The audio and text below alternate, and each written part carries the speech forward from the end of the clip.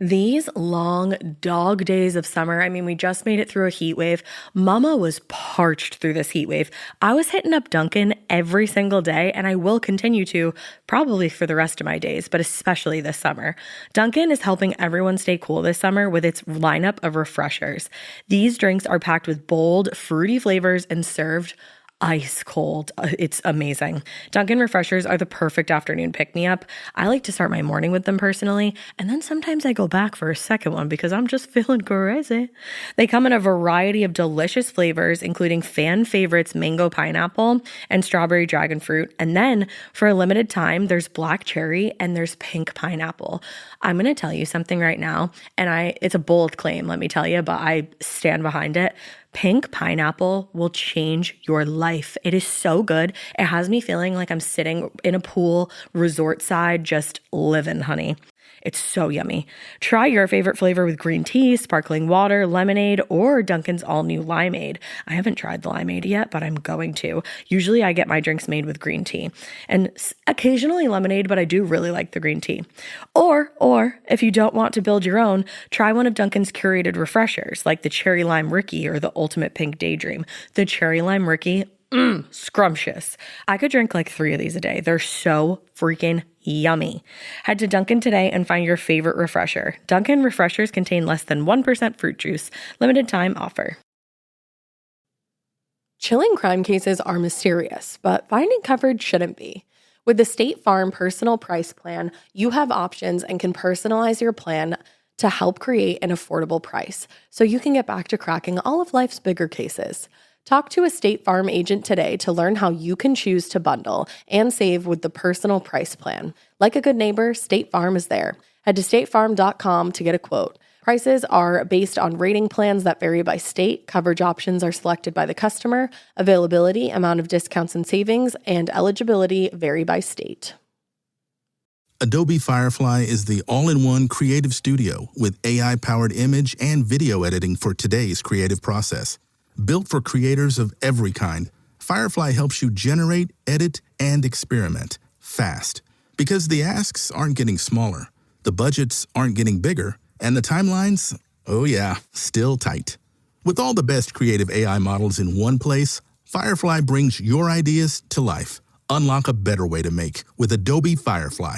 Hey weirdos, I'm Ash. And I'm Elena. And this right here, this little thing you're listening to, is morbid.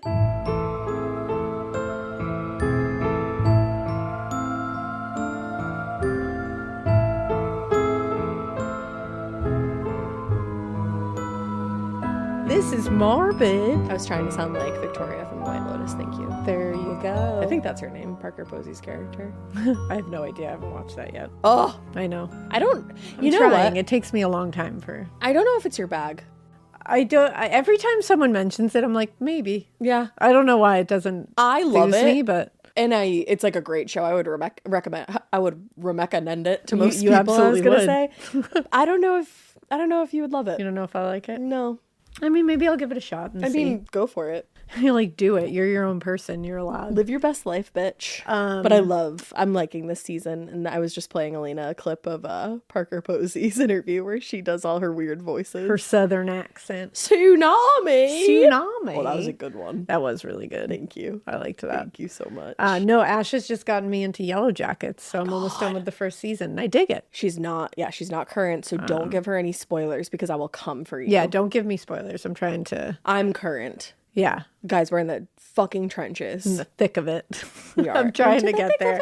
It takes us a long time to get through a show, John and I, so. They're coming up on episode 7 of the first season. So there we are. There's so many things I want to say. It's really good, though. I was going to signify something to the listeners, but I can't. I love Christina Ricci. I would lay the down Fire of a Thousand Suns. I would lay down my life for her. I love her so much. That's all I can say about it. But also, I'm sure we're weeks out at this point, but probably pretty cool that Tobias Forge was on the show. Huh? Do you guys understand how hard it was for both of us to keep that from you? So hard. Right now, you're glowing. I'm glowing. You're It was glowing. so fun. It was so fun. He's always a fun guest. He's delightful. He's a very, very nice man. He is delightful. And we got to have Doug Bradley on. I love Doug congratulated me because he congratulated Tobias on his success. He congratulated Elena on her book. And he said, I didn't congratulate you on anything, Ash. I said, that's fine. I just exist. And he congratulated me on being wonderful. Just being wonderful. I said, thank you so much. Doug Bradley forever. I'll remember that for the rest of my life. Doug and his wife, Steph, are two of my favorite people. They're very they're cool. just delightful people. Yeah. But yeah, that was a fun little like surprise we had because Tobias and Doug are broies buds. there. So because he called him Toby through the whole thing. Toby. It was amazing. Doug Bradley's voice is the most calming very voice I've ever heard soothing. in my life. Very soothing. If I need to be like, can I call him when I'm having a panic attack? You should. Just be like, Doug. Why not? Just Doug, be like, help. calm me down. He reads books on YouTube. Oh, yeah. So if you ever want to hear Doug Bradley read a book, boom, you know, that's follow what I'll him do there. next time I have a panic attack. He can just read you a story. There you go. But it was a lot of fun. We got to talk about the new album, which has finally been announced, Skeleta. Very cool. And I got to hear it. Elena got to hear A it little bit of a flex. real early. That's a big flex. I'm excited about you guys are going to love it. And I can't wait to see everybody at the shows this year. So we can all freak out together. It's got a different vibe. But It's like, but it's so fucking it's cool. I think it's a really cool vibe. It is so fucking good. And you guys have heard Satanized. So fun. Mm-hmm. And the music video for that is awesome. We got to see Papa Perpetua. And we got some inside scoop on that music video. Yeah. So if you haven't listened to that episode, you got to go listen. Yeah, you got to listen. Because there's a cool fun fact in there. There that is. Toby confirmed. That Toby confirmed. If I may. It was really cool, though. And you guys have been so sweet. The comments on that video so far, you guys are just really sweet because you know how excited I am about it. Yeah. And everybody's just been really kind, and I appreciate that. As they should be, queen. This is a win for all of us. It so, is. And you're all going to fucking love the new album, and I can't wait to see you and hang out with you at the Ghost shows because I love running into people who listen to the show at those. As Adore Delano says, party. Let's go. Party. So that's really fun. We hope you dug it. 2025 has been pretty sweet. Outside of the entire world crumbling. Well, I think it makes in you my own little bubble. Yeah, It's been it makes you cling harder to the things that the are wins that are good. Yeah. That's the thing. It's like the wins. You got to celebrate the wins right now because they're few and hoo motherfucking boy, far between. Outside of those, it's rough. So celebrate your wins. Yes. And be also excited about the things you want to be excited about. Exactly. I saw Elise Myers, who again, who doesn't love Elise Myers? I saw her say something about how she almost got embarrassed because she got very excited about something. Yeah. And someone told her to calm it down. Fuck that. And she was like, I almost got embarrassed. And then I said, fuck that. No. I am very lucky to be excited about things. So I'm going to continue to. And why the fuck are you on the planet? What if does you're not all of this excited. even mean? Yeah. If you're not excited. So just about things. Not all the be time, excited obviously, about but things. Yeah. If something excites you and gets you going and makes you excited, be as excited as you want to be and don't feel embarrassed about it. And don't because especially if other adults are trying to be like, oh, you're so weird, you're so cringy, that means that they've never had something to be that excited about. And what we should feel is pity for them. And so what are make we sure that all- you are excited about the things you should be because you have earned your excitement. What are we all? Everybody's just looking for something to be excited about. Yeah, what are we on this planet for if you can't get excited about shit? Yes. I thought, get excited. And get excited about whatever the fuck you want to. I'm excited. And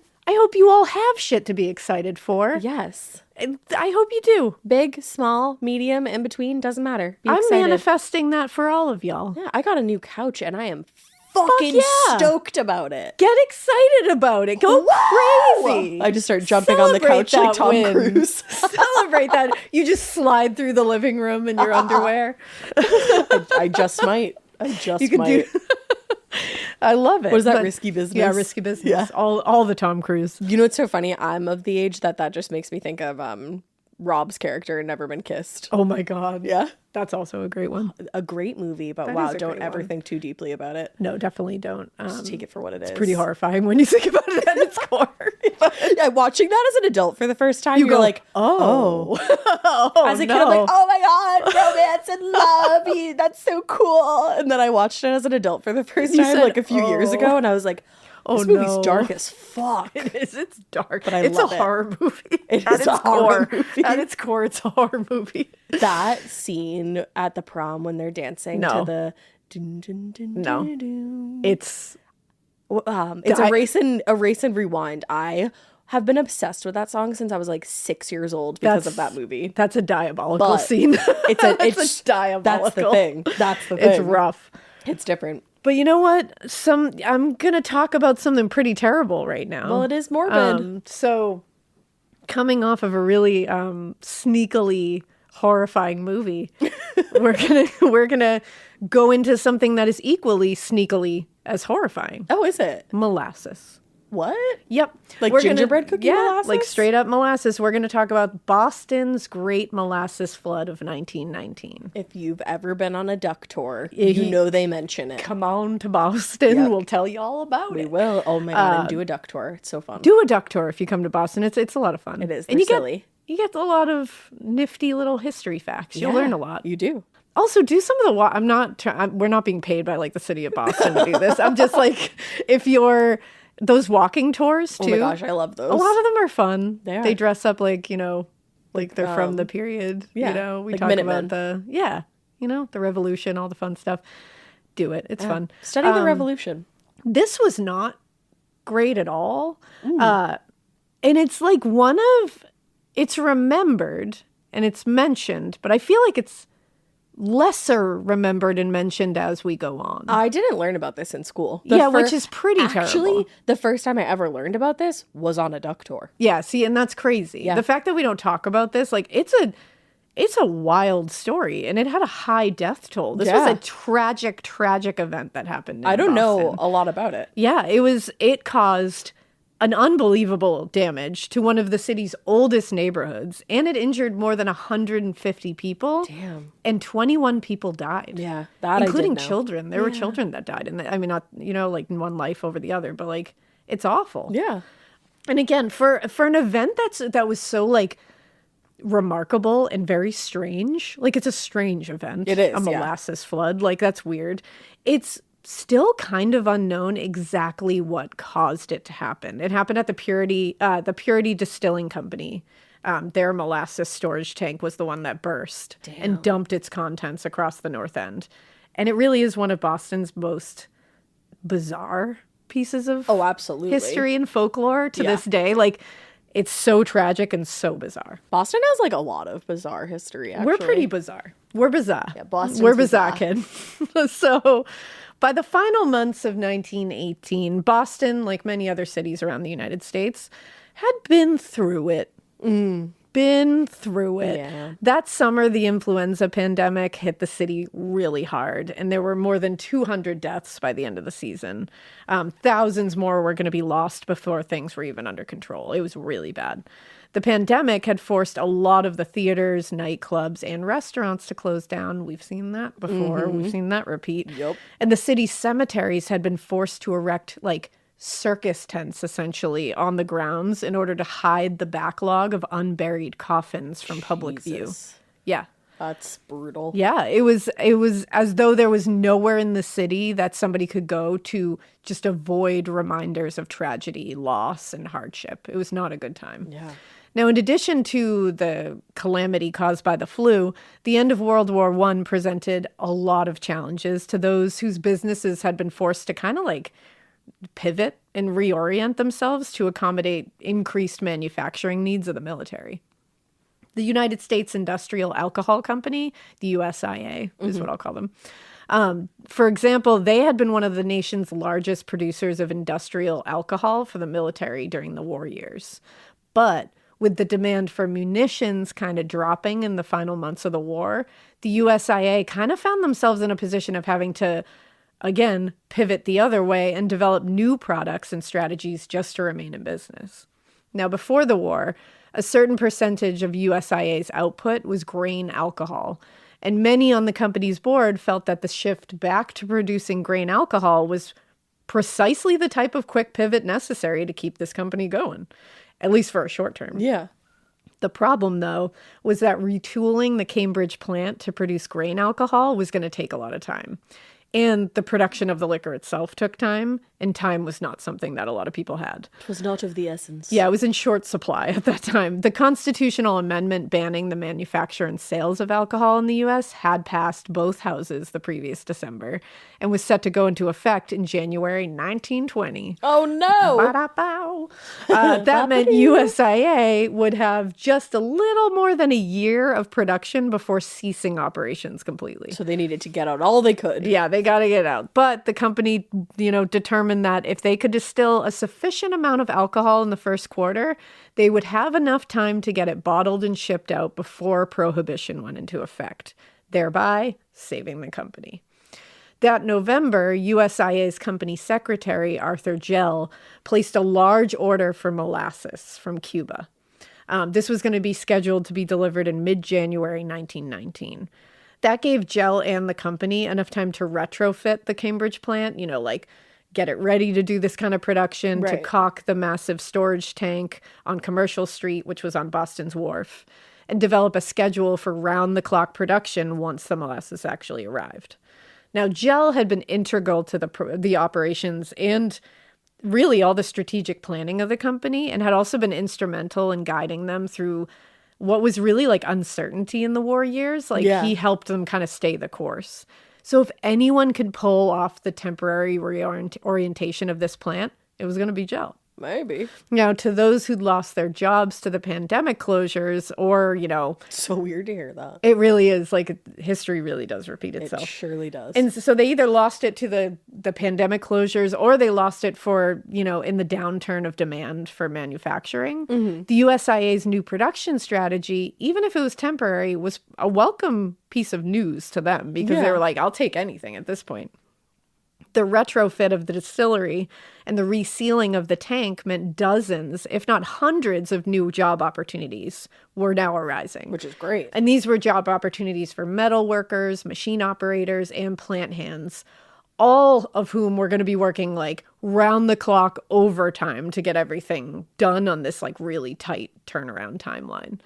Still, filling these positions wouldn't be as easy as it would be under normal circumstances because, again, the outbreak of the pandemic had kind of knocked out countless ordinary able-bodied workers. So it's not like everybody was ready to jump back to work. So Gell was going to have to take what he could if he was going to have everything ready on time. He just had to work with it. So already we're seeing uh-oh. Yeah, not great to start out like that. And I'm sure this isn't shocking, but unfortunately significant problems presented themselves almost immediately. Oh, goody. The north end tank, which was to hold the molasses when it arrived, had been pretty hastily built in 1915 to meet the unexpected demands of war. I feel like you don't want to hastily build a giant tank. Yeah, and you don't any want kind to of do tank, that. really. No.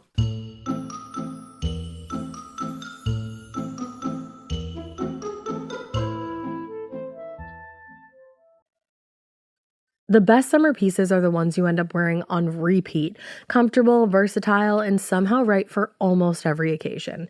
Quince makes it easy to create a summer wardrobe that you'll love, with elevated essentials made from premium materials like European linen, organic cotton, and washable silk, without the traditional retail markup. I love that! Quince's 100% European linen pants, dresses, and tops are the pieces that you absolutely will reach for all summer long. I absolutely love their linen. I have so many pairs of their linen pants, which you can dress up or you can dress down in the summer. Say you're going to a nice dinner, you can pair it with a silk shirt, a really cute necklace, some good, makeup and an updo. Or if you're just looking for a more casual look, you can do the linen pants with a loose button-up shirt and you still look really chic, kind of Diane Keaton vibes, I kind of think. Also, it's not just apparel. Quince also offers elevated essentials for your home, from bedding and bath to kitchen essentials and furniture. They have it all, honey. I am a big lover of Quince, and I really do think you will be too. Make your summer wardrobe feel easier. Go to quince.com/morbid for free shipping on your order and 365-day returns. Now available in Canada too. That's QUINCE.com/morbid for free shipping and 365-day returns. Quince.com/morbid. Chilling crime cases are mysterious, but finding coverage shouldn't be. With the State Farm Personal Price Plan, you have options and can personalize your plan to help create an affordable price so you can get back to cracking all of life's bigger cases. Talk to a State Farm agent today to learn how you can choose to bundle and save with the personal price plan. Like a good neighbor, State Farm is there. Head to statefarm.com to get a quote. Prices are based on rating plans that vary by state. Coverage options are selected by the customer. Availability, amount of discounts and savings, and eligibility vary by state.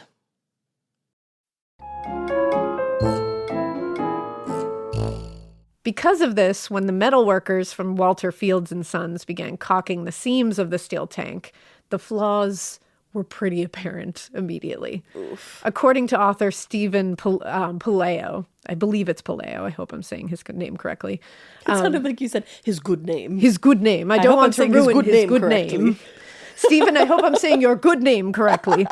So great. according to Stephen, he said, quote, molasses leaked from several different seams, squeezing through the rivets and sliding down the steel walls like lazy brown rivers, plopping onto the pavement below and spreading slowly into thick pools. Fun. Whenever the men would hose off the tank's exterior, beads of dark molasses would just reappear almost immediately at the seams. Oh no. We should probably empty that tank, y'all. Yeah, the job was frustrating and pretty arduous as well, but finally, just one day before Christmas, the tank was finished and it was deemed ready for the molasses shipment. It's a Christmas miracle. It's a Christmas miracle. We can fill it not with so molasses.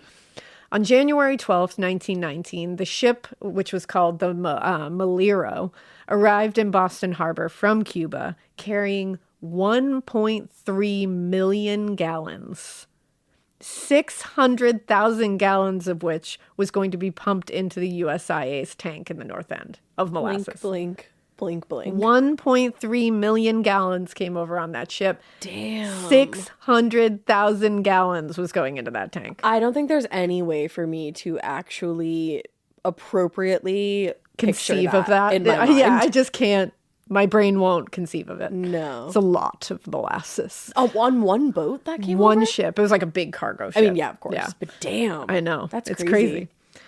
So despite the freezing temperatures and even colder wind chill, because remember, we're in Boston in January, Honey, it's cold. the molasses, which had been warmed in advance, moved smoothly through the pump into the tank, and by the following morning, the shipment was completed. Probably smelled so good in there. Oh, so good. Like gingerbread cookies. Yeah, exactly.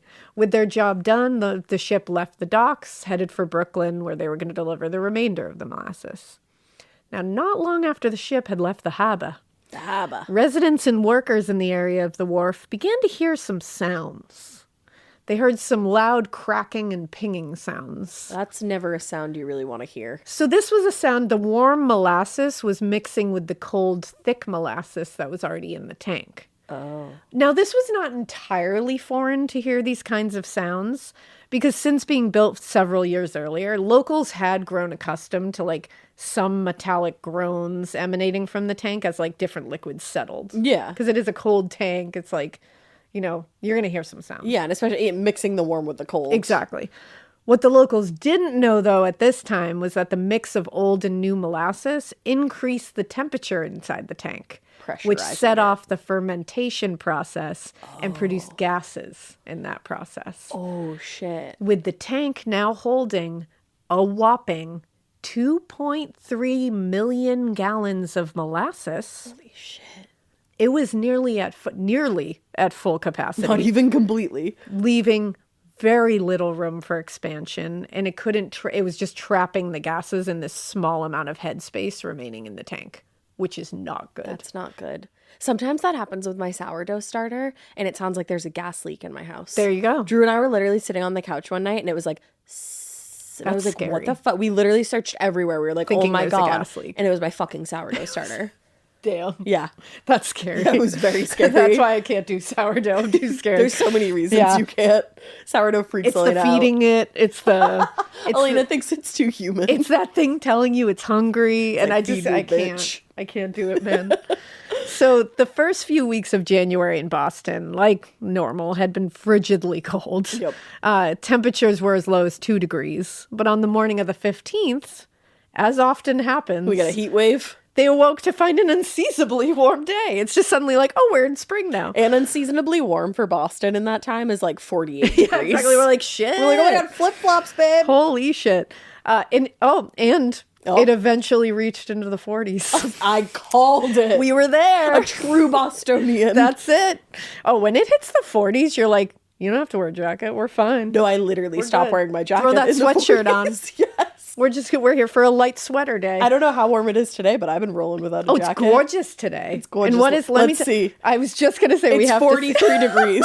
It's 43 degrees. And I'm like, it's gorgeous. I'm like, oh my God. It's also so fucking windy out today. It is. It's literally got like 90 miles per hour winds. And we're like, Legit. it's beautiful out. Yeah, the wind gusts right now are 23 miles an hour. Feels great Sorry, outside. 45. But we miles saw an the hour. sun, so there's that. Yeah, we always look for that. So yeah, it's been freezing in Boston, but on this day, the 15th of January, it was unseasonably warm in the 40s. Everybody wanted to go out, huh? Everyone's outside because it's gorgeous. And you gotta get some air. On the wharf, the workers from USIA, the workers there began preparing for the days to come, when the giant molasses tank would be emptied onto railroad cars and taken to Cambridge, where it was going to be fermented and processed. This was going to be a big job, so Yeah. they were getting ready for it. All right. A little past 12:30 p.m., everyone on the wharf was going about the usual business, loading, unloading cargo, milling about on lunch breaks, normal thing. After such a long period of freezing temperatures, the warm weather, like we always say, it hits the 40s. It's early spring here. So Let's let's go. go. And many of the residents and workers, like we were saying, didn't want to miss a chance to be outside on such a lovely spring day. Because you get so fucking cooped up. And everything's dry and you feel like you just gotta get like, some air. You get cabin fever. Mm-hmm. That's what everyone's outside. Yeah. Like we were saying, everybody's outside. It's a beautiful day. Then they heard the sounds. Oh, God. The sounds would freak imagine. me the fuck out. These are loud, scary sounds. It's like apocalyptic sounding. Oh, it's I awful. feel. And it was unlike anything they'd ever heard coming from the direction of the giant molasses tank. Later, Boston police officer Frank McManus would describe... course. That is, I could not I know, let I that go. Frank. Oh, Frankie McManus. That's like, yeah, that's, Frankie know. McMahon. Ah, that's my guy. That's my gold boy. You know Frankie McManus. Obsessed. He would describe it as, quote, a machine gun like rat-tat-tat sound and an unearthly grinding and scraping. A bleeding that sounded like the wail of a wounded beast. He should probably write something. Frankie McManus, if you don't write a book. Frankie McManus is a goddamn Like, damn. poet. That's fucking Horrifying. terrifying, though. Because you're probably sitting there like, what the fuck is that? Like, did the side of the earth just get cracked? I'd be scared. The apocalypse, like the four horsemen were on their way. I'd be like, what's going on? Did you hear the trumpets? Yeah. Oh, I'm still waiting. That idea scares the shit out of me. That like happens sometimes though. The trumpeting. Yeah, like people hear that shit. I think it's all fake, personally, but I appreciate it because it scares the shit out of me. I mean, no of matter course what. it's fake because otherwise the end of the world would have happened. Like but- it's definitely fake, but like the videos, whenever they used what to is show it? those, where it was like we're hearing trumpeting in the skies. And they Sometimes do. people hear other things though that sound like it. And Yeah. and it's still scary as fuck. Yeah, no matter what. So I don't wanna appreciate hear- how terrifying it I is. don't want to hear shit like that. No, I don't want that. I don't need Keep that away trumpeting. from me. Royal Albert Lehman, a brakeman for the Boston Elevated Railroad, was driving the train when, quote, his ears filled with the scream of tearing steel. Oh God. North End resident Martin Clougherty heard a deep rumble that woke him from his sleep. Joseph Hiller was on his way back to work on the docks when he heard it and he felt the rumble. When he looked in the direction of the harbor, he, quote, saw the big tank open up and fall apart. Holy shit. While the wall of molasses, 50 feet high in the front, rolled out over the ground with a seething, hissing sound. 50 feet high. And if you've ever baked with molasses, It's goo. just a jar of molasses, It is so viscous. think of that. And now Like- think of like what that can do. And it's like the Blob. It's literally like a horror movie. Well, and I assume like, I mean, it's rushing at you first. Oh of yeah, all. it's gonna asphyxiate So you in a it's- second. You can't move. and like it's like quicksand. Oh yeah, you're stuck in it. Think of how Holy sticky that shit, is yeah. and thick. Oh my God. Yeah. How did they even clean that up? I know. So later that day, the Boston Globe reported once the low rumbling sound was heard, no one had a chance to escape. Oh, that's horrifying. And the scene on the docks, which was very calm, very serene a few minutes earlier, had been thrown into total chaos and panic. From his train car on the elevated tracks, Lehman, who we talked about before, looked out the window and saw, quote, a black mass bearing down on him, darkening the sky. Jesus Christ. Just before he felt the tracks buckle and the train begin to tip. Oh, God. In his bedroom on the third floor, Martin Clougherty came to several feet of molasses. And he said, it didn't dawn on me that it was molasses I was in, but it was already all around me. And he's in his apartment, so in it his house. broke through his Yeah. fucking, oh my God. Martin told a reporter from the Globe, I thought I was overboard. A pile of wreckage was holding me down, and a little way from me, I saw my sister. Oh my God. Now, the Clougherty's house had been hit by the giant wave of molasses and knocked from its foundation. Oh. Take that in. It had been knocked, a house was knocked from its foundation. So he came to where? Like He was, the whole house was sent into the elevated train line. oh my God. Yeah. Martin said it seemed as if the house had split in two when it hit the elevated structure, and I was in one side and my people in the other. What the fuck? The Clougherty's house was just one of the many structures in the neighborhood that was completely demolished by the wave of molasses. According to the Globe, the buildings seemed to cringe up as though they were made of pasteboard. As Mary Musco looked out her window and across the street to the Clougherty's house, she said she saw the entire building, quote, fly into the air. Oh my God. Yeah. You can't even conceive of You that. can't conceive of it. No. Like, it's so gnarly what happened here. Moving as fast as 35 miles per hour, the wave of molasses that flooded the North End devastated everything in its path. Of course it did. 6 buildings in the immediate vicinity of the tank were completely gone, just totally demolished, flattened. Within seconds. And one of the steel beams supporting the elevated train line was knocked down. A steel beam. The public works horses who were kept in the stalls near the wharf were either smothered in the flood or, quote, so severely injured as their stables collapsed that they were shot by policemen to end their suffering. Oh, that breaks my heart. Yeah. Oh, I hate that. On Commercial Street, a man walking underneath the elevated train line was thrown from his feet and sent several feet into the air before landing hard on his face and hands. Oh, God. Nearby, Charles Whitby was driving his wagon down Commercial Street when he was struck by the wave. He was thrown from the cart as he had flipped, and it sent him into the brake wall and killed his horse. Oh, my God. A few yards from him, 2 train cars had been knocked from the tracks and thrown into nearby lampposts, knocking them free from the ground.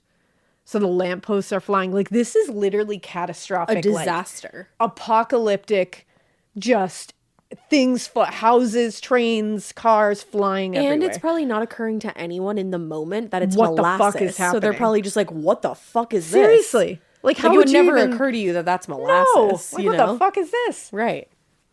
At the diner on Commercial Street across from the wharf, Robert Burnett was eating lunch with his family when the tank burst. He said there was a rumble, no roar or explosion. That's what he told the Boston Post. And he said, I thought it was an elevated train until I heard a swish as if a wind was rushing. Then it became dark. I looked out the window and saw this great black wave coming. It didn't rush. It just rolled slowly.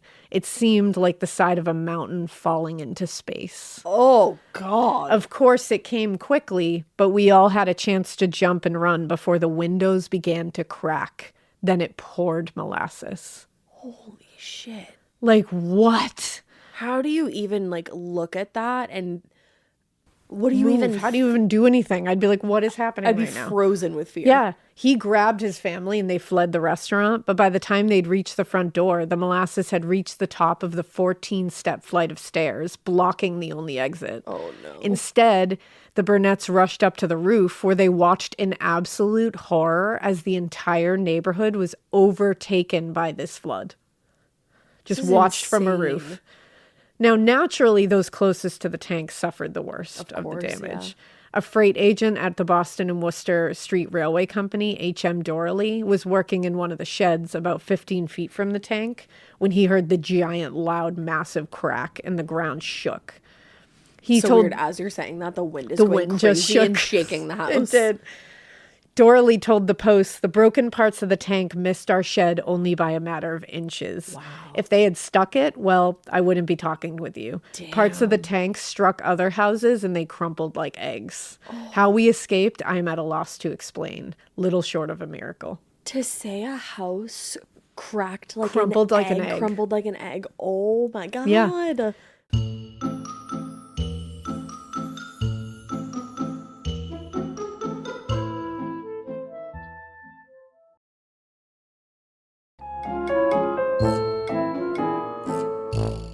B.E. Kingsley, who was a worker at the Bay State Railway, was equally as close to the tank when it broke. He said where the tank stood, there was no tank. Instead was a mighty wall of some kind, a giant wave of molasses, and it was sweeping rapidly down upon the office, gaining momentum every second. I turned and ran into the outer office, calling a warning into the clerks there. So he and his coworkers ran for the exit, but it was too late, because a 15-foot wave of molasses hit the building and sent everyone and everything inside flying as the building collapsed around them. Jesus. It wasn't just those working under the tank or near the tank that suffered, though, as more than 2 million gallons of molasses was tearing through the very narrow streets. It swept up everything, people, animals, everything, hurling them several feet into the air, just sucking them down. Damn. Those not in the direct path of the flood still risked being hit by heavy timbers and other debris that was flying out of this flood. When the Clowerty's house was toppled by the wave, Martin's mother, 65-year-old Bridget Clowerty, was picked up by the wave and thrown across the street. Oh my God. Bridget landed hard on the ground, and then a large piece of the home's roof fell on top of her and crushed her to death. Oh my God. It's unthinkable. You live 64 years and that's how you go out? Yeah. Jesus. It's so violent. Oh, it's awful. It's brutal. That's the thing. It's violent. And what's crazy is this is sometimes looked at, especially from like people outside of like Massachusetts or Boston, as like, oh, the Great Molasses Flood, like silly. It used to smell like molasses in Boston afterwards on hot days, and it's like that's horrible because it's just and it's like reminder. you don't, but nobody teaches anybody about it. So it's like of course it sounds hilarious. Sounds hyperbolic. The name, the Great Molasses Flood, sounds hilarious. It sounds like it would be whimsical and smell like gingerbread. It sounds like something that would happen on fucking Phineas and Ferb. It does. It just sounds silly. Yeah. It wasn't. No. It was very, very, very brutal. It really was. People lost people that they loved. And in horrible ways. Yeah. The other members of the Clowerty family made it out of their house, but it would be several hours before they learned the fate of their mother. Oh. Yeah. The wave of molasses struck the area hard, but an equally serious problem was getting into the area to help those that were affected by all of this. People are just trapped because it's also just like, doesn't it harden after a while too? Yeah, it gets molasses? like crusty and shit. Our guy, Frankie. You know that feeling when you come home late from work and those puppy dog eyes just pierce right through your soul? Or when you're packing for a trip and your cat refuses to leave your suitcase? Yeah, we've all been there. Pet parent guilt is real. And you know what? It's completely normal. That's exactly why Hill's Pet Nutrition exists. They understand that being a pet parent means being human, with all of our imperfections and daily juggling acts. Hill's science-led nutrition helps you give more love than humanly possible. Whether it's those long work days or trying to balance attention between multiple pets, Hill's Pet Nutrition gets it. They've created science-based nutrition that supports your pet's lifelong health so you can feel confident even when life gets hectic. Because you're only human, there's Hill's. Science does more. Ready to let go of the guilt? Find the right food at hillspet.com/podcast. That's hillspet.com/podcast. Do you remember in school when you just knew that your teacher had a favorite of everything? They would always use the same blue dry erase marker when they wrote on the board, or they would talk nonstop about their favorite element during science. I had a teacher once that literally had a favorite brand of marker. She would only write with specific markers, and if another marker ended up in her classroom, she was TO'd. And honestly, I was probably her favorite student because at the end of the year, I got her that specific brand of marker. Let's talk about their real favorite thing though, their favorite tissue brand. Kleenex. According to Teacher List, they are the #1 facial tissue trusted by teachers. Kleenex Ultra Soft tissues are silky soft to help prevent skin irritation, and now you can take them anywhere with Kleenex Snap and Go. I absolutely love Kleenex Snap and Go. It's so perfect to have that in your car. I had a cold last week and I was just Honey, my nose was a faucet. I hate to do this to you, but it was disgusting. Drew literally came out of our garage with like 15 of the Kleenex Snap and Goes, and I put those in my glove compartment, and honey, they were easy access. It was so nice knowing that I didn't have to blow my nose into like an old wrapper that I had. Ew. So do the best thing for your kids' teachers and stock up on the ultimate classroom favorite. Maybe it'll make them their teacher's favorite student. They definitely have a favorite. Don't even get me started because, again, you know it was me. For whatever happens next, grab Kleenex. McManus, he was working his usual beat. You know Frankie's beat. Of course I know Frankie's His beat's beat. in the North End. Yeah. And he was working there when the tank collapsed. And he was the first to report the disaster. He made the report from an emergency call box 1234. McManus reported an explosion on the wharf and requested fire crews to be sent to the scene immediately. Roughly 15 minutes later, McManus placed a second call, this time from a different call box, clarifying that the explosion had destroyed the molasses tank and released the entire contents into the street. There were apparently 35 people injured taken to the relief hospital in the ambulances of the police department. Wow. And McManus reported at the time that a one man, 67-year-old John Sieberlich, was killed at the time. It would turn out that this was just the beginning of a very much larger death toll. Yeah. In a matter of just 5 minutes, the entire North End waterfront had been destroyed. So much property demolished and so much lives lost. Like, it's so tragic. Now, that evening, after everything had kind of settled, a relief station for those directly affected by the disaster was set up in Haymarket Square. Mm-hmm. Rather than waste time taking the injured across town to those ambulances and other vehicles were brought the injured to Haymarket, where, you know, they could just try to set up like some kind of field hospital, essentially. Yeah. Basically, and how they described it was struggling men covered from head to foot, eyes and ears and mouth with black molasses. Oh my God. They received treatment there for various injuries. In at least 3 cases, the victims were so heavily coated in molasses that it took some time in cleaning before emergency providers realized they were already dead. Oh, God. Because they were just so heavily coated. Now, further complicating matters was the large crowd that had gathered at the relief station in the hours after the tank collapse. As soon as the news of the disaster started making its way around the city, concerned residents, many with friends and loved ones who worked on the wharf, showed up at Haymarket looking for confirmation that they were safe. Right. One report said some of these remained throughout the afternoon waiting for definite news. And long into the night, these relatives continued to come into the station for information. Oh, that's so sad to think that people went that long without knowing what happened. Yeah. Now, this is really sad, this next one.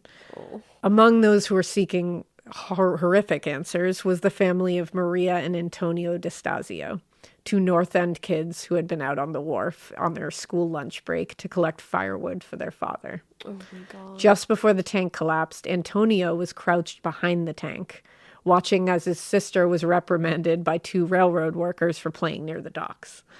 The last thing Antonio remembered was seeing the horrified looks on the men's faces as from behind Maria D'Estasio, they watched the support beams under the molasses tank buckle. Oh, God. Antonio recalled seeing something large moving out of the corner of his eye, and then everything went black. Now, the children's parents learned that Antonio had been at the relief station, but had since been taken to City Hospital for treatment. No one at the relief station had seen or heard from Maria. Oh. Later, they would learn the horrific fate of their daughter. When the tank broke open, Maria had been standing directly in the path of the giant wave and was engulfed immediately. She was 10 years old. Oh my God. 10 years old, and she was immediately asphyxiated by the molasses. The only thing that you can say there is at least it was immediate. Thank goodness, but like, my you hope goodness. that she didn't suffer at all. I just can't even. 10 years old. And what's even sadder, a few hours later, a firefighter spotted Maria's, quote, tangled hair swirling in a sea of dark molasses, and he pulled her from the liquid. It was immediately apparent that they could not save her. Right. Antonio, on the other hand, was the least bit more fortunate. His injuries were severe. He had a fractured skull and a concussion. Oh my God. But a firefighter managed to grab him and pull him out of the molasses before he was completely consumed by it. Oh. So, like, thank goodness for those firefighters. Seriously, straight up heroes. Yeah. Police and fire officials arrived to the scene quickly following the call from Officer McManus, and having heard reports of an explosion, were immediately confused by, like, a lack of fire. Right. But they immediately began combing the neighborhood looking for survivors, pulling people from, you know, the Molasses, from ruins of houses, businesses, warehouses, anywhere. They were just trying to find anyone that survived this. Meanwhile, the fire department began blasting the streets with water, hoping to wash the molasses into the drains. But the sheer quantity of this sugary, thick syrup, Yeah, you're not just going to wash it away. yeah, it just wasn't working. They got a little bit, but it's like, it's going to be tedious and it's going to take a lot of time. Right. While emergency responders worked to pull people to safety and removed all the, you know, dangerous debris from the streets, medical workers soon arrived at the scene to provide emergency treatment. Parker Hill Hospital, for example, sent a full surgical staff and more than 80 medical privates and 10 ambulances to provide first aid. Wow. In another place near the North End, the nurses from the Metropolitan chapter of the Red Cross wasted no time wading into knee-deep molasses to reach injured survivors. They just fucking... That's they incredible. Went. Yeah. And they would carry them out on stretchers to the relief center or nearby hospitals for treatment. Led by Mrs. Carlisle Emery, within a half hour of the collapse, Emery's team of Red Cross volunteers had mobilized more than a dozen ambulances. Wow. And those who weren't involved in the transport or treatment of injured people still stayed at the scene to provide information and just comfort victims, or to serve coffee and meals to firefighters and police officials. Community came together in a big way. Those working in the areas nearest to the tank were obviously likely the most in danger, both during and after the collapse. And after the initial wave of the molasses had moved inward from the docks, the men working in the freight houses of the Bay State Street Railway Company, they had been hit really hard. The flood had hit the buildings even harder. They had knocked down the walls. They'd buried several workers under the debris. I mean, it was like the closer you got in, the worse this became. Right. Those who weren't pinned down by debris were stranded. They just couldn't get out. I mean, there's like a whole river of molasses. Just you can't go stuck swimming in it. And they could really do little to help their more seriously hurt coworkers. So they were just kind of stranded and helpless. Right. According to H.P. Palmer, who was an accountant with Bay State, tides of molasses were rushing in all directions, and people who heard the cries of the injured and dying were prevented from going to their aid by the molasses. Ultimately, axemen would spend hours cutting away debris to reach the injured. Just to think that there was tides Tides of molasses going everywhere. And they're hearing screams of But you people can't do dying and anything. injured, and like they can't help anybody. They're just all you're like being stranded in like the middle of the sea surrounded by sharks. Yeah. You just can't do anything. Yeah. Although the wave of molasses had subsided at this point and rescuers had come to the scene, many people were still in danger of being discovered too late by rescue workers. The firemen of Engine 31, for example, were trapped inside the station when the wave hit. Oh my God. It knocked the building in on itself and trapped the firemen inside. Oh. Yeah, while several were able to pull themselves out of the rubble, several others remained pinned down by debris, with the tide of molasses slowly rising around them. Oh my God. That's fucking... Yeah, That's horrific. You can't... Horror Oh show. my God.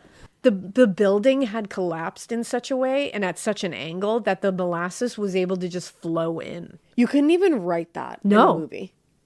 It's crazy. So the molasses can flow into this building that's Right. collapsed on itself, but the only means of it flowing out was a small hole in the side of the building. And as a result, the men inside faced the very real possibility of just drowning in molasses, being smothered. Unreal. Which is what would happen. Unreal. As one of the few who had freed himself, firefighter Bill Connor worked tirelessly to keep the others calm as the sticky molasses is just crawling over every inch of their bodies and threatening to kill them. Yeah. And he's staying there trying to calm his coworkers and trying to help. At the relief center, Suffolk County Medical Examiner Dr. George McGrath worked slowly and methodically to provide whatever support he could. Later, he would describe the injured bodies, saying, quote, "They looked as though they were covered in heavy oil skins. Their faces, of course, were covered with molasses, eyes and ears, mouths and nose filled with it." Like, God, that's so awful. when they say smother, they mean you smother. Yeah. McGrath and the other medical providers spent much of their time just washing the injured with sodium bicarbonate and hot water, eventually revealing their identity and the extent of their injuries. Because, like, people would come in and they wouldn't even know what they were injured with because they couldn't see it. Because they're coated. Yeah. The extent of the damage caused by the collapse of the molasses vat was far-reaching and honestly difficult to articulate at this point. The collapse of many buildings and the destabilization of the wharf was a very real danger to everyone on the scene. Everything was destabilized. You didn't know if you were standing on something that was going to collapse. But that was really only one piece of the whole devastation. Larger pieces of infrastructure, like the girders of the elevated train line, had also collapsed, serving as an impediment to the cleanup efforts. Yeah. In the days that followed, huge teams of men worked slowly, carrying debris away or pulling the larger pieces away with trucks, but it was slow going. Right. Once the debris had been moved, a second team came in behind the first to just look for more injured survivors. In some cases, rescuers arrived just in time to prevent somebody from being overtaken by the molasses. Like, literally, their head and face barely in the surface, and they would just get to them in time.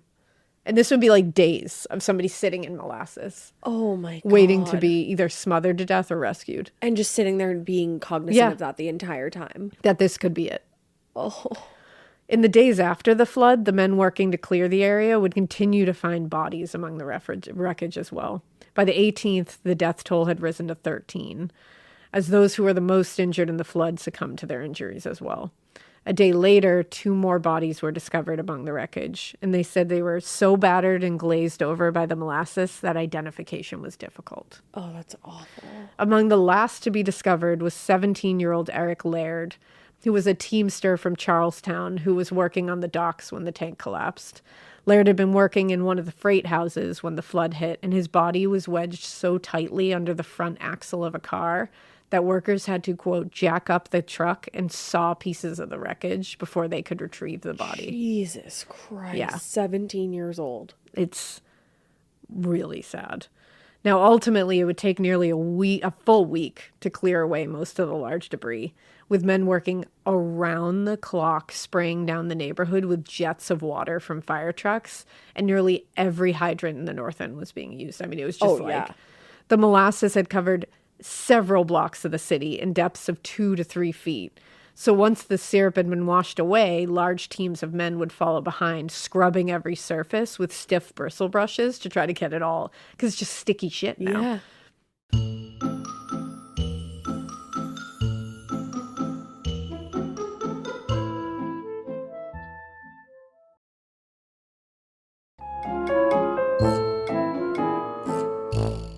By the time everything had been cleared away, the flood was determined to have caused millions of dollars in property and infrastructure damage. Can imagine. Injured more than 150 people and killed the following 21 people. 21 people. Patrick Breen, William Brogan, Bridget Clougherty, Stephen Clougherty, John Callahan, Maria DeStasio, William Duffy, Peter Francis, Flaminio Gallerani, Pasquale Lentosca, Michael Sinnott, James Kennedy, Eric Laird, George Leahy, James Lennon, Ralph Martin, James McMullen, Caesar Nicolo, Thomas Noonan, Peter Shaughnessy, and John Sieberlich. It's so sad. We have people in their 60s, we have a 10-year-old, we have a 17-year-old, we have some 20-year-olds, we have 2 10-year-olds. Pasquale Lentosca is also a 10-year-old. Peter Shaughnessy is 18 years old. Peter Sinnott is 78 years old. Oh my God. Yeah, it's devastating. It is. It's tragic. Now, once the initial shock and trauma of the event had subsided and they could survey the damage, what everyone wanted to know was, how the fuck did this happen? Right. What happened? Like, it sounds like it was just built too quickly. and they didn't know that. So everybody's like, what the fuck happened? Did an explosion just happen? Looking back now. Yeah. When he visited the disaster zone in the North End the day the tank collapsed, Mayor Andrew Peters told the press, quote, Boston is appalled at the terrible accident that occurred today in the North End. On behalf of her citizens, I extend to the families of those who were injured and of those who lost their lives our most heartfelt sympathy. An occurrence of this kind must not and cannot pass without a rigid investigation to determine the cause of the explosion, not only to prevent a reoccurrence of such a frightful accident, but to place the responsibility where it belongs. Yeah. Now, Peter's statement was exactly what one would have expected from a politician in the wake of a tragedy. Absolutely. But it turned out that determining the cause of the collapse and identifying a responsible party was going to be a little more challenging than anyone had anticipated. Yeah. By the following day, the Massachusetts District Police's explosive expert, Walter Wedger, stated he was, quote, strongly inclined to the belief that there was an explosion rather than just a collapse. Okay. According to Wedger, quote, if there was only a collapse, fragments of the tank would not have been hurled against the elevated structure. You know that feeling when you come home late from work and those puppy dog eyes just pierce right through your soul? Or when you're packing for a trip and your cat refuses to leave your suitcase? Yeah, we've all been there. Pet parent guilt is real. And you know what? It's completely normal. That's exactly why Hill's Pet Nutrition exists. They understand that being a pet parent means being human, with all of our imperfections and daily juggling acts. Hill's science-led nutrition helps you give more love than humanly possible. Whether it's those long work days or trying to balance attention between multiple pets, Hill's Pet Nutrition gets it. They've created science-based nutrition that supports your pet's lifelong health so you can feel confident even when life gets hectic. Because you're only human, there's Hill's. Science does more. Ready to let go of the guilt? Find the right food at hillspet.com/podcast. That's hillspet.com/podcast. This is a paid ad by BetterHelp. I happen to be somebody that struggles with people pleasing. So a lot of times I will build things up and up and up and up and up and then kind of get to the point where I'm like, I need to let this out to this person. Even in 2026, that stigma and just stigma in general can get in the way of a lot of things, like getting support for your mental health. Maybe you've encouraged friends to consider therapy while avoiding taking that first step yourself because you're busy. You're worried about what other people might think or telling yourself that you should handle this all alone. But therapy with BetterHelp, the world's largest online therapy platform, can be a space to slow down and talk through what's been building before it feels unmanageable. Just take a short questionnaire to identify your needs and preferences, and BetterHelp will handle the initial therapist matching work for you. Their industry-leading match rate means BetterHelp typically gets it right the first time. Feel confident knowing BetterHelp therapists work according to a strict code of conduct and are fully qualified. Don't let hesitation hold you back. Find support with BetterHelp. Sign up and get 10% off at betterhelp.com/morbid. That's BetterHelp, HELP.com/morbid. Cause such wreckage there, nor would the vehicle on Commercial Street have been blown to atoms. I guess that makes sense. While the Boston police conducted their investigation, the USIA announced they would be conducting their own investigation under the direction of Arthur Gell and led by professors Arthur Gill and Arthur Miller. So many Arthurs. I love that it's just a committee of Arthurs. Yeah, just Arthurs. And they were professors of Harvard and MIT, respectively. I mean, I believe them. Yeah. So a representative from USIA told the press, "We feel sure there was no explosion. And if there was, it was caused by some outside force and not from within the tank." Well, it could have been within the tank because the tank is so pressurized. Exactly. That's the thing. Like, I don't think there has to be an outside explosion. No. In the weeks after that, the USIA's investigation focused on their theory that, quote, an anarchist climbed a ladder and dropped a pipe bomb into the fermentation vent. And that's what caused the tank to explode. That's quite the leap. Just an anarchist. Like, what kind of anarchist gets that? I don't think, like, damn. I don't think most people would say, you know what I'm going to do today? I think I'm going to explode the molasses tank down the street. It's strange. Like, I don't know how that would occur to you even. It's a strange message. It is. To send. What exactly are you trying to say? Yeah. Now, the thing is, as we can be like, that's silly business. But it wasn't totally out of the realm of possibility. Okay. Because in the early decades of the 20th century, anarchists around the United States did use bombings or the threat of bombings to take a stand against anti-immigration politicians and corporations they believed were exploiting workers. So, like, it's silly to, like, think about, like, somebody climbing a molasses tank and throwing a pipe bomb, but you can see why they at least threw the theory out there. Yeah. Because also they just don't understand how this is all working. Well, and you got to start somewhere. Exactly.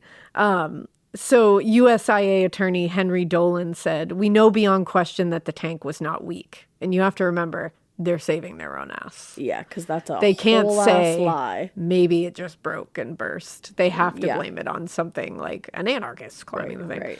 He said, "We know that an examination was made of the outside of the base of the structure a few minutes before its collapse." And he insisted that whatever happened, it was not the company's fault. Despite USIA's certainty that they were not to blame, District Attorney Joseph Pelletier took the case to the grand jury, seeking an indictment against USIA for 19 counts of manslaughter, clearly believing they were to blame for the disaster. I kind of get it. On February 13th, the grand jury reviewed the case and found that while the tank did not completely comply with the law fixing a minimum factor of safety, there was insufficient evidence to justify the indictment. Yeah. Okay. Simply put, the court and the state's investigators rejected USIA's bomb theory and believed that shoddy craftsmanship was at least partially to blame for the tank collapse, but that there wasn't enough evidence to prove it. So they said, no, we don't think somebody threw a bomb into the thing. Yeah. We do think there was some structural issues, but we don't think there was enough to prove that. I feel like the entire molasses flood should be enough evidence to prove that I think that's some pretty of good those, evidence. Some of those faulty Yeah. bits there had like that. That's all you really need. Well, and in the months then years that followed, the courts would rule against the company in civil cases, Yeah. ordering them to pay millions in damages. Yeah, so they basically said, yeah. The biggest problem investigators had when it came to identifying the party or parties responsible for the collapse was that it was impossible to say with certainty what had caused the tank to explode. Right. In fact, to this day, it's still pretty unclear what precisely happened to unleash that giant of an explosion, though there were several plausible theories. The most prominent and most likely scenario, and the one that investigators had considered in their early investigation, is that the dramatic increase in warm weather triggered the fermentation process, causing a buildup of carbon dioxide inside the small headspace of the tank. Yeah. And if the tank had been properly constructed and held to high standards of safety, it likely could have withstood that buildup of gases. But in Gel's race to beat prohibition, he had allowed the tank to build pretty quickly and kind of poorly. Mm-hmm. And under the circumstances, the tank walls were unable to withstand that pressure build. Yeah. And when it became too much, the entire structure just exploded. I mean, that's what pressure does. That makes the most sense. Think And about again, a pressure cooker. There's 2 million, right? 2.3 million, I think? 2.3 million gallons of fucking molasses in there. So it's not like it just exploded and like some molasses oozed out. No, it's it like- makes sense it's that much chaos. Exactly, that much like tragedy fell. Because molasses is also a thick, viscous liquid. Yes. If it's exploding, it's taking out everything because Yeah. it's thick. It's Yeah. got some mass behind it. It's not like this is just something with nothing behind it. It's not like a water tank. you Yeah, know? like even that would cause damage. Like, and you look at how thick molasses is in comparison to water. Yeah. Of course. And like heavy. Exactly. And just think of a pressure cooker. Yeah, How much exactly. damage those can do. That's the it's best way to crazy. think of it. That's essentially what it was. It was a pressure cooker. I was just gonna say. Now, when considering the entire scenario, author Stephen Paleo wrote his good name. good name. Author Stephen with his good name. I don't want to mess up his good name. No. He wrote, the substance itself gives the entire event an unusual whimsical quality. Yes. Allowing for it to easily fall into the category of folklore that's, like told half seriously year to year. Yep. In fact, one of the more lighthearted facts of the story is that for decades after the flood, the North End still smelled of molasses on warm days. And people will say even now, they'll be like, oh, even now, on warm days, you can just smell molasses. And it's like, like what? Also, you can't. Yeah. But imagine how triggering that was for Yeah, people who had that's the lost a thing. loved one or like You can themselves smell been it. injured. Yeah. Yeah. And that's the thing. And it's like, so It's like that's that not- was that's always not silly, like the haha. thing. That was like a funny thing. Like, oh, on warm days, you can still smell the molasses so much it leaked into the landscape. But like the reality of the flood was anything but humorous or whimsical. It just wasn't. No. Because of its chemical makeup, molasses, like we said, is real thick, real goopy. And given the right amount of stress and pressure, it can pick up momentum very quickly and move at insane speeds. 35 miles an hour? Like you drive in your car at that fucking speed. Ferris Jaber wrote in Scientific American, because of this physical property, a wave of molasses is even more devastating than a typical tsunami. Wow. Yeah. Wow. Yep. Like we said, moving at speeds nearly 35 miles per hour, the flood grabbed everything in its path because it was also sticky. Could grab onto things. Yep. Yeah. And it would toss it into the air or crush it under the immense weight of the liquid itself. And once it's settled, the liquid returned to a more gelatinous state, which would trap people, animals, and property in like an iron vice grip. Oh. Even more terrifying is the fact that because of its viscosity, it's almost impossible to move, much less swim in molasses. Right. So if you found yourself dragged under the wave, you would have died a terrible death. Yeah. Because you couldn't move. Exactly. You were just being eaten by it, essentially. It is only due to the incline of Copp's Hill that the flood slowed down at all. Like, thank goodness there was an incline. Yeah. Because if the landscape had been a downhill slope, the death toll would have been considerably higher. It would have taken out hundreds of people. Oh. Despite the horror of this whole thing, there was some good that came out of it. At the time of the flood, Americans were pretty accustomed to courts ruling in favor of corporate interests over those of the people. Yeah. And as such, most people likely assumed no one would be held accountable for the disaster, even though the evidence was strongly suggesting lax safety protocols and sloppy work. But to everyone's great surprise, Bostonians soon learned that sometimes the courts will do the right thing. All right. In the years-long civil suits that followed, Judge Hy Ogden repeatedly ruled in favor of victims over the USIA. Hell yeah. Frequently awarding more to those victims whose suffering had been substantial, too.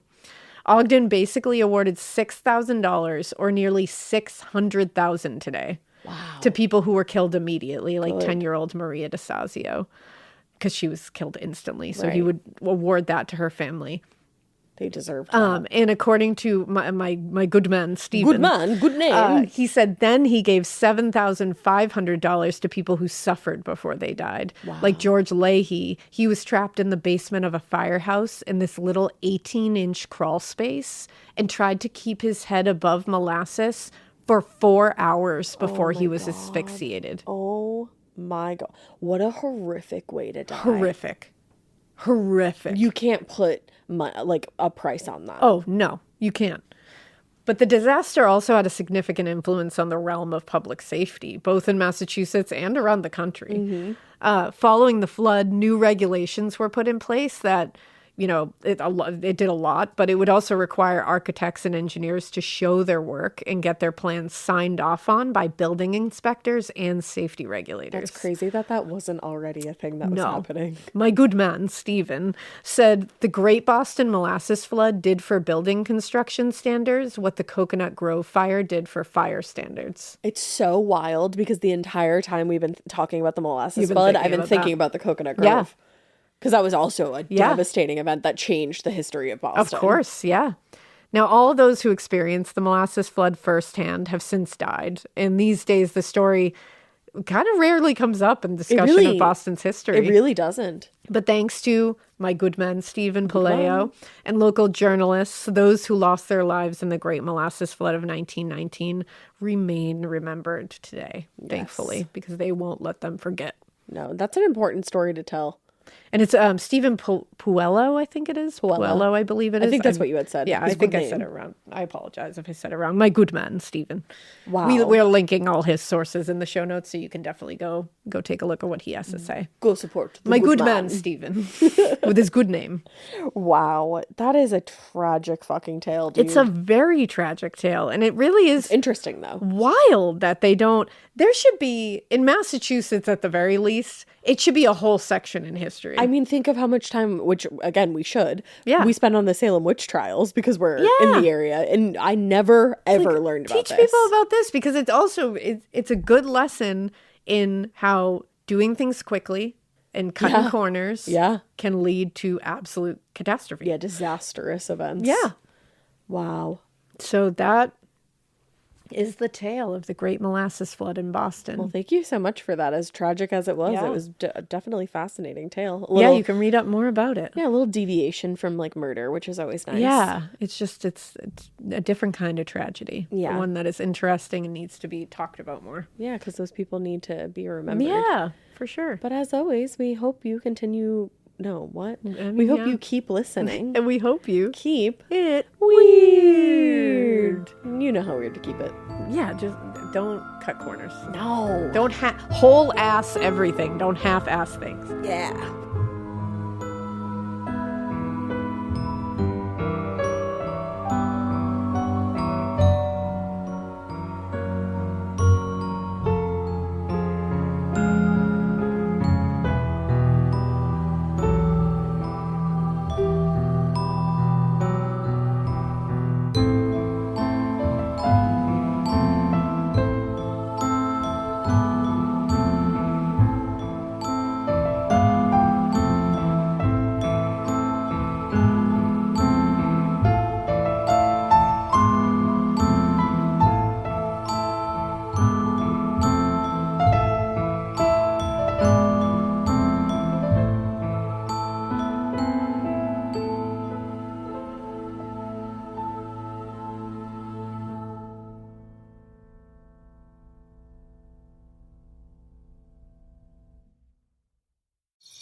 Traditional home security only alerts you after a break-in, and that's too late. Simply Safe is changing that. Stop. This is Simply Safe. Police are on the way.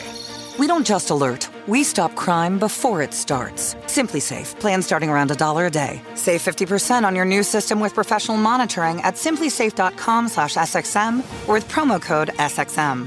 Outdoor deterrence requires a Simply Safe Active Guard outdoor protection plan starting at $49.99 a month. Visit simplysafe.com/licenses for alarm license information. Tennessee 2012. You wouldn't take financial advice from a 72 hours in a single day alpha influencer, would you? Same goes if you're in a car accident or any accident. Who you choose matters. That's why Morgan & Morgan exists. They're the largest injury law firm in America, and they've built a reputation by actually winning cases, not just talking about it. Over 1,000 lawyers across all 50 states and $30 billion recovered. Injured? Go to forthepeople.com/podcast. That's forthepeople.com/podcast.